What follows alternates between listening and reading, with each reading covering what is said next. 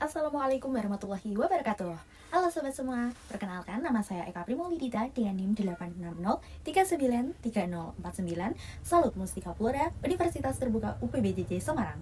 Dengan ini saya akan mempresentasikan tentang filsafat ilmu mengenai tentang isu kontemporer dalam pendidikan nasional dan kaitannya dengan pilar pendidikan menurut Ki Hajar Dewantara. Pendidikan nasional saat ini menghadapi berbagai tantangan yang muncul akibat perkembangan teknologi, perubahan sosial, dan juga tuntutan globalisasi. Di satu sisi, teknologi digital membuka akses belajar yang lebih luas, tetapi di sisi lain juga menghadirkan persoalan seperti kesenjangan akses, rendahnya literasi digital, menurunnya interaksi sosial, serta tantangan pembentukan karakter peserta didik. Dalam menghadapi berbagai persoalan tersebut, pemikiran Ki Hajar Dewantara tetap relevan sebagai landasan filosofis pendidikan Indonesia. Dalam konteks pendidikan nasional, pilar-pilar pendidikan tidak hanya berfungsi sebagai teori saja, tetapi juga sebagai pedoman praktis dalam proses pembelajaran dan juga pembentukan karakter peserta didik. Selanjutnya, saya akan menjelaskan tentang prinsip dasar pendidikan menurut Ki Hajar Dewantara.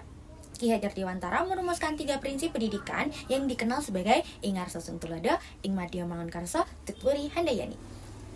Ingarso Sungtulodo artinya di depan memberi teladan. Jadi seorang pendidik harus memberi contoh yang baik bagi peserta didik melalui sikap, perilaku, dan juga tindakan nyata. Yang kedua ada Ingmadya Mangunkarso.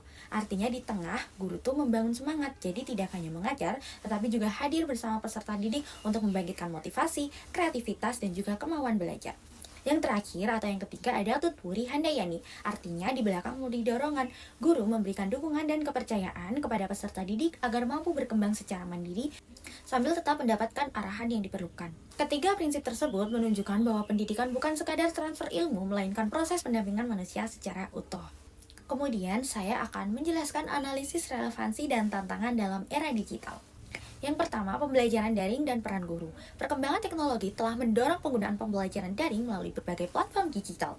Dalam situasi ini, prinsip Ingarso Sungtulodo tetap penting karena guru harus menjadi teladan dalam penggunaan teknologi secara bijak, etis, dan juga bertanggung jawab. Namun tantangannya adalah tidak semua guru memiliki kompetensi digital yang memadai. Selain itu, interaksi yang terbatas dalam pembelajaran daring seringkali mengurangi kedekatan emosional antara guru dengan peserta didik. Contoh aktualnya, penggunaan platform digital selama dan pasca pandemi menunjukkan bahwa keberhasilan pembelajaran tidak hanya ditentukan oleh teknologi saja, tetapi juga oleh kemampuan guru dalam membimbing dan juga memotivasi siswa. Selanjutnya, yang kedua ada literasi digital. Di era digital, peserta didik memiliki akses luas terhadap informasi. Akan tetapi, banyak informasi yang tidak akurat, hoax, atau bahkan berdampak negatif. Jadi disinilah prinsip Ingmadya Mangunkarso relevan, karena guru perlu mendampingi siswa dalam mengembangkan kemampuan berpikir kritis, menyaring informasi, dan juga memanfaatkan teknologi secara produktif. Contohnya, maraknya penyebaran informasi palsu di media sosial menunjukkan pentingnya literasi digital sebagai bagian dari pendidikan modern. Selanjutnya yang ketiga ada karakter peserta didik. Kemajuan teknologi seringkali menyebabkan berkurangnya interaksi sosial langsung, meningkatnya ketergantungan pada gawai, serta munculnya perilaku seperti perundungan siber atau cyberbullying. Dalam konteks ini, prinsip Tutwuri Handayani menjadi sangat penting karena guru berperan sebagai pendamping yang memberi arahan dan dukungan agar peserta didik mampu mengembangkan karakter positif, tanggung jawab, dan juga kemandirian. Contoh aktualnya, meningkatnya kasus perundungan diri di media sosial menunjukkan bahwa pendidikan karakter harus berjalan seiring dengan penguasaan teknologi. Selanjutnya yang keempat ada kesenjangan akses pendidikan. Transformasi digital juga memperlihatkan adanya kesenjangan akses internet dan perangkat teknologi antara wilayah perkotaan dan juga daerah terpencil. Akibatnya kesempatan belajar belum sepenuhnya merata. Jadi pemikiran Ki Hajar Dewantara yang menekankan pendidikan untuk semua lapisan masyarakat mengingatkan bahwa kemajuan teknologi harus disertai pemerataan akses pendidikan agar tidak menimbulkan ketimpangan baru. Kemudian, pilar pendidikan Ki Hajar Dewantara sebagai solusi pendidikan nasional.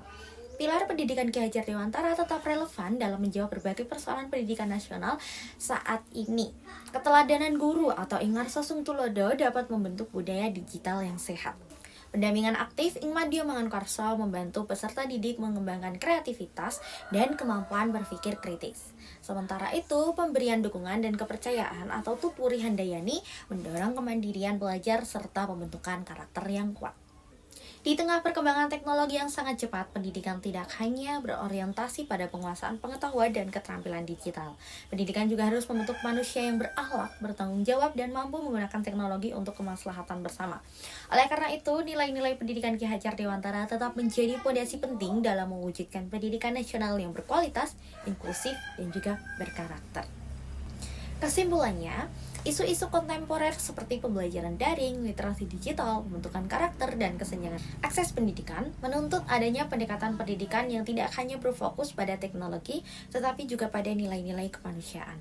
Prinsip Ingkar Sasung Tulodo, Ing Madya Mangunkarso, dan Tutwuri Handayani memberikan landasan filosofis yang kuat untuk menghadapi tantangan tersebut. Dengan menerapkan ketiga prinsip tersebut secara kontekstual, pendidikan nasional dapat melahirkan generasi yang cerdas, berkarakter, dan siap menghadapi perubahan zaman.